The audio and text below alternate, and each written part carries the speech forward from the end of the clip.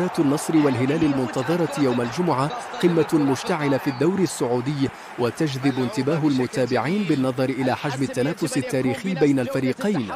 خلال العقد الأخير كانت مواجهات النصر والهلال متقاربة للغاية، إذ يميل الهلال إلى التفوق النسبي في عدد الانتصارات، لكن النصر استطاع تحقيق انتصارات مهمة أيضا، مما يجعل من اللقاءات بين الفريقين مواجهات لا تخلو من الإثارة والتحدي.